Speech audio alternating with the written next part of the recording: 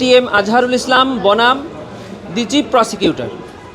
Chief প্রসিকিউটরের পক্ষে আন্তর্জাতিক অপরাধ ট্রাইব্যুনালের চিফ প্রসিকিউটর কার্যালয়ের পক্ষ থেকে আমরা মাননীয় আপিল বিভাগে এই মামলার শুনানিতে উপস্থিত ছিলাম। এই মামলার কার্যতালিকায় যখন শুনানিতে আসলো তখন মাননীয় বিচারপতি মহোদয়রা দেখলেন যে এই মামলাটি ফুল বেঞ্চে শুনানি করা প্রয়োজন। এ বিষয়ে আইনজীবীদের মতামত জানতে চাইলেন।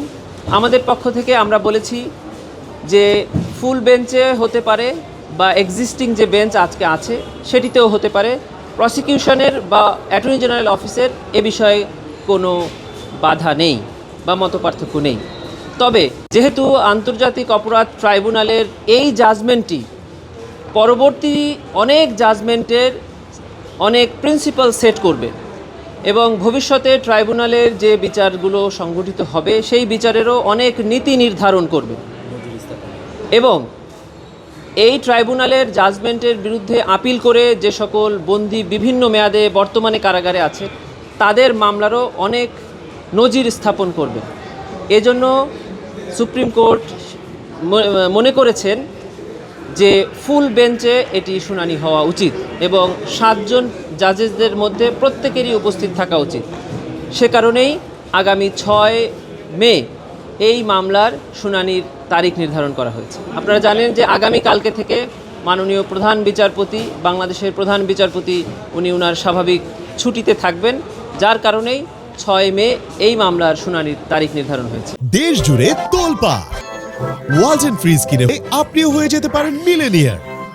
আমরা যতটুকু এর আগে লিভ গ্রান্টিং পিটিশনে এটিএম আজহার সাহেবের মামলার আইনজীবীর পক্ষ থেকে যে শুনানিগুলো উপস্থাপন করা হয়েছে তার মধ্যে ওনারা মোটা দাগে একটি গ্রাউন্ডই তুলে ধরেছিলেন, সেটি হলো আন্তর্জাতিক অপরাধ ট্রাইব্যুনালে ইতোপূর্বে যে জাজমেন্টগুলো হয়েছে সেখানে একটি প্রিন্সিপাল সেট হয়েছে, সেটি হলো এই ট্রাইব্যুনালে ইন্টারন্যাশনাল যে ডেফিনেশন অফ ক্রাইমস সেগুলো প্রযোজ্য হবে না। এইটির উপরেই ওনারা মোটা দাগে এমফ্যাসিস দিয়েছিলেন। আমরা বলেছি যে এই ম্যাটারে প্রসিকিউশনের পক্ষ থেকে কোনো আপত্তি নেই, কারণ হলো যে এটি একটি ইন্টারন্যাশনাল ক্রাইমসের বিচার করা ট্রাইব্যুনাল।